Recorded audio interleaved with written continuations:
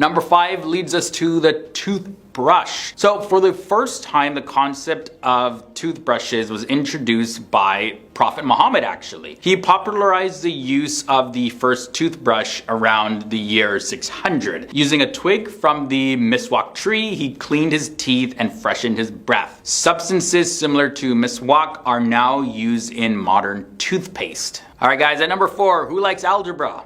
Well, yeah, it comes from another Muslim. The word algebra actually comes from the title of a Persian mathematician's famous 9th century treatise, the Kitab al-Jabr wal Muqabbala. And then when you translate that, it translates to the Book of Reasoning and Balancing. Al-Khwarizmi moved away from the Greek concept of mathematics, which was essentially based on geometry, and introduced some new ideas to it. He systemized the Greek and Hindu mathematical knowledge, introduced a method of counting based on numerals and decimal systems for the first time, and used zeros, and introduced the concept of raising a number to a power. So yeah, definitely mathematics, like algebra, very useful to this day, but probably not the most enjoyable subject in school. To me anyways. Now for number 3, let's look at maps. So today we have modern technology that helps us travel to any place we like. Load up our phone, Google Maps is right there. But it was actually Muslims that introduced the concept of map. In the 7th century, Muslims were inspired to leave their homes and travel for trade and for religious reasons to explore the world that, of course, they lived on. And they walked different routes and observed people and places, and they shared their encounters with others when they came back. So first, this was by word of mouth, but with the introduction of paper in Baghdad in the 8th century, the first maps and travel guides were produced. From there, in our number 2 spot is cleanliness and hygiene. So it's not that Muslims invented being clean and being hygienic, no, but they definitely contributed greatly to the field. In the 13th century, the engineer Al-Jazari wrote a book describing mechanical devices, including wudu machines. So these wudu machines provided enough water for ablution, which is the Muslim ritual of washing yourself before prayer and things like that. And also it conserved a lot of water. Muslims came up with the concept of soaps by mixing oil with alkali, which is a salt-like substance that was boiled to achieve the right mix, left to harden, and then used in the bathhouse. Al-Kindi also wrote a book of perfumes called The Book of the Chemistry of Perfume and Distillations. His book contained more than 100 recipes for fragrant oils, salves, as well as aromatic water. The centuries-old perfume making tradition was made possible by Muslim chemists and their distillation methods. They distilled plants and flowers and made perfumes and substances for therapeutic pharmacy. So yeah, we have several contributors there for number 2, but we move on to number 1. We end this episode off with the crank. Muslims have contributed indirectly to modern automatics. The revolutionary crank connecting rod system was first put to use by Muslims. By converting rotary motion to linear motion, the crank enables lifting heavy objects with relative ease. Al-Jazari discovered this technology in the 12th century, and it spread across the globe like wildfire, leading to everything from the